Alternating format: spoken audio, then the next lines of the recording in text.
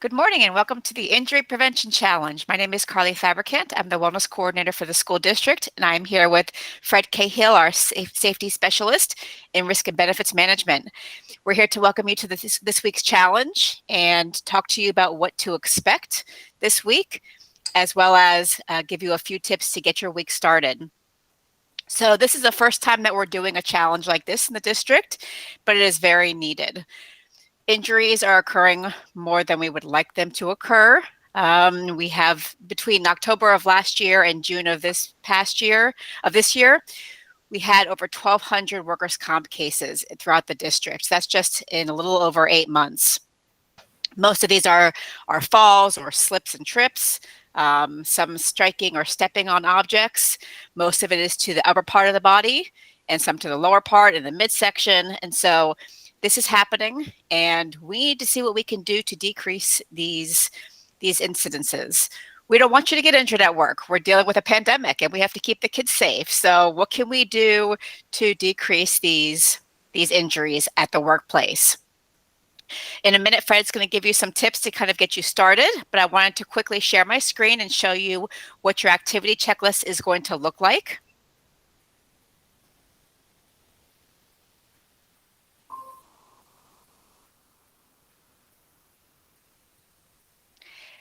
So this is your activity checklist. Every day, a new item will pop up here for you to do, and all the links will be active for you. So today's activity, you're going to watch this introduction, and then you're going to complete your injury prevention course under e-learning. That is, you can find that under My Compliance courses. If you've already completed that for this year, then today will be easy for you. But if not, you'll complete that in 27 minutes, and then you will complete every day an exit survey by the following morning to be eligible for prizes. So today's raffle prizes are tape measures.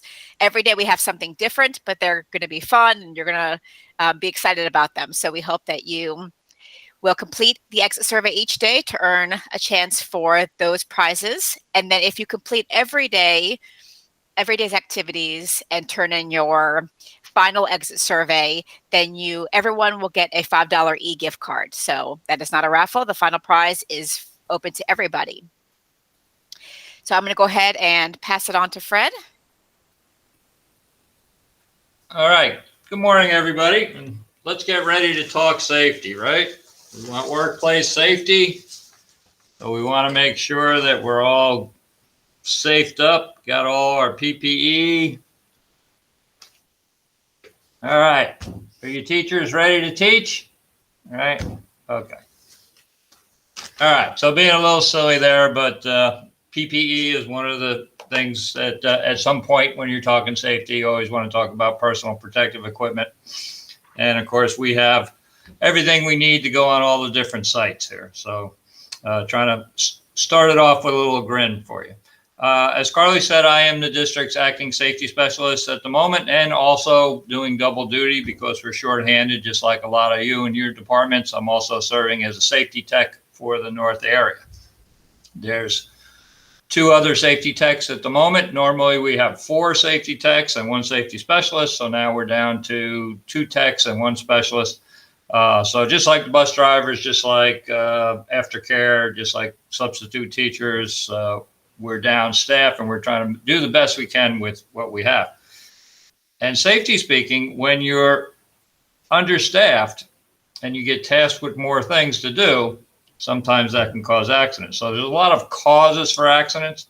What we're responsible for here in the safety department is tracking, training, investigation, and compliance, and approvals of a lot of safety related items. So we wear a lot of hats, including that one, and we try to keep everybody as safe as possible and keep the money from the district's self-insured status in the district where it belongs, and not out to lawyers and people like that who like to sue us whenever there's an incident. Okay, so why is safety important? Okay, safety is important for the employer as well as the employees, right? It's really important for the employees. It's important for the employer because we're liable for providing medical attention, and contributing to the workers' comp payments. And we lose good people. When people get hurt and they're out on lost time or they have light duty, then we have a diminished workforce, right? So it's pretty easy to see how the employer, it's important for them to fund a safety department and a safety program, but why is it important to you as the employee, right? Well, first of all, no one wants to get hurt. No one wants to suffer the pain and the financial issues behind a workplace injury, and no one wants to be responsible for anybody else getting hurt. So we want to be safe because we want you to go home in the same exact condition that you came in the morning. Maybe not as sleepy as you were in the morning, but that's about it. We want you to go home every single day of every single work day without injury, without illness. And, work should be a place where you get fulfilled, you get your paycheck, you do your job, and that's it. And you go home. You don't have to worry about injuries. But there are some responsibilities on both the employer and the employee to try to keep you guys safe, right? The most important aspect of safety is the human condition, is the people that you work with, yourself and your family. And if you have a workplace injury, there's a lot of times that people don't think that it affects your life. It affects your entire life, 24/7, 365 days a year. And it affects your family and your loved ones and your friends, especially if you get any kind of serious injury to where you might alter your physical condition forever. All right. And tragically, unfortunately, those type of things do happen. Most of our accidents here, people get injured. They go to a workers' comp doctor. Maybe they get a little therapy and medical treatment, and then they move on with their lives. But occasionally, we do have very serious accidents that can alter the rest of your life. And small accident, big accident, not under your control. When it happens, it happens. Might have been under your control to prevent it, but once you're injured, now you're at the mercy. You have to go to doctors. You have to go to therapists. Your workers' comp pay mandated by the state, if you're out for a long time, other than the 10 LOD days, is 65% of your paycheck. That's not the districts being mean to you. That's what the state pays. On top of that, you're not considered an employee, and you would have to pay out your your medical insurance. You have to pay the employer's portion of that once you go on lost time. So it can be financially devastating, even though everyone thinks that we are completely covered by the workers' comp laws, and we are for medical treatments and things like that, but not for making your full paycheck. All right. And again, that's state law. The legislatures decided on that back in the 90s, and there's not much if anything, that we can do about it. So, staying safe and being safety minded is the right thing to do. But if you need a more selfish reason, if you want to think what's in it for me, staying safe keeps you financially whole. It keeps you physically whole. It prevents your family from having to worry about you and care for you and make up that extra money that you might lose if you had a serious lost time accident. So it's not just you that you're being safe for. You're being safe for yourself. You're being safe for your coworkers. You're being safe for your family. Okay. So Carly's got a lot of interesting things going on during the week. Workstation guidance for you people your admins and the folks that are working in offices. Ergonomics is a big thing for you. You're sitting at your desk typing all the time using the phone. You might get aches and pains, so you want to make sure your workplace station is set up correctly. They're going to go into exercise, and people say, well, what's exercise got to do with safety? If you're physically fit or more physically fit than you would be if you didn't do any exercises or walking, and you have a slip and fall, for example. A friend of mine, as you can tell, got a little age on myself, and my friend's also a little older. He says, we don't bounce like we used to, right? And you don't, and especially if you're not physically fit, if you don't have any flexibility in your joints and your muscles, if you slip, what could be a minor injury could turn into something major. So being fit, doing some exercises, warming up, things like that, very important for safety. And just in case you have an accident, you might do better. There's a reason that athletes, football, basketball, they have to be in such top condition. It helps prevent injuries, right? We'll also be talking about flip-flops, my favorite subject. For those of you that wear flip-flops to work, first of all, ew, get all that stuff all over your feet, those kids dropping everything on the floor. That's the least of it.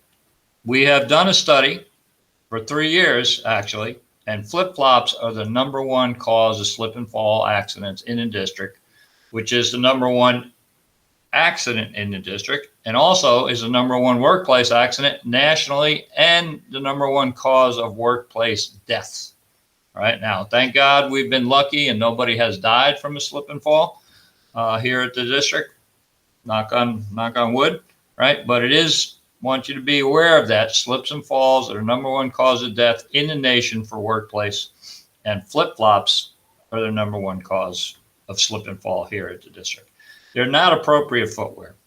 They're not professional looking. We got a lot of rain. It's going to pour today.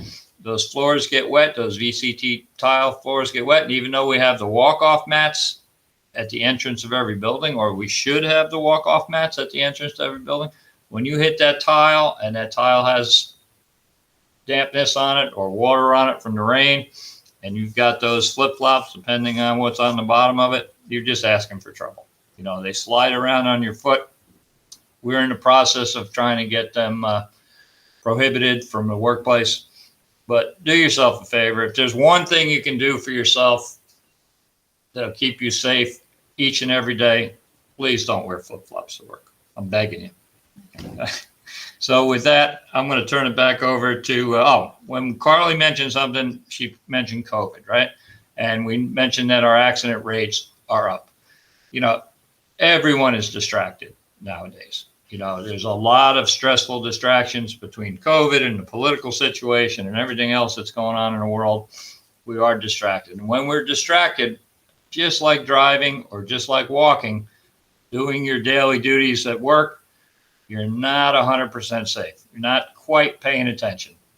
You're worried about something or you're thinking about what's going on in the world today. You know, you can be easily distracted, and that's when accidents happen. Accidents happen, the two major causes.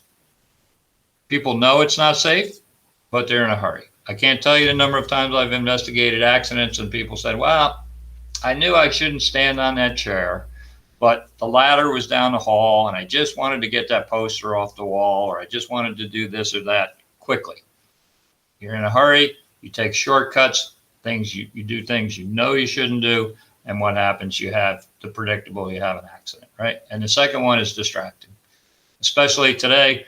For a while before COVID, distracted walking, believe it or not, was the #1 cause of death for young males 18 to 25 in major urban areas. So looking at their cell phones with their earbuds in, they would walk out in traffic, step off a curb, get hit by a bus. COVID has now taken that over. But that, for a little bit, was one of the major causes of death for a large group of people.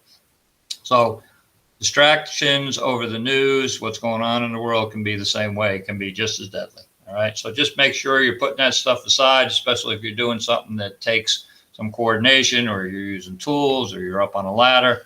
You know, be in that moment. Make sure you've done everything you can to keep yourself safe. Your footing is secure. The stuff around you isn't going to interfere with it. No one's going to bump into you at the door. You didn't put your ladder near a door. And you can think those things through on every one of the safety things. So like I said, Carly's got a lot of exciting stuff planned for the week. It's important. It's relevant to the subject, safety. And most importantly, we want you to go home in the same condition you came in. And that's about it. So with that, I'll turn it back over to Carly, and enjoy the week. All right, thank you, Fred. We're excited to have so many people involved in this challenge, and thank you to Fred and his team for your support. And we're going to go ahead and let you get started with your week. You have until Monday to complete all the activities, so don't feel rushed. But hopefully you'll be able to take advantage of the prizes that we have for you and get some good information along the way. So with that, we'll let you get started with your week. All right, thank you and be safe.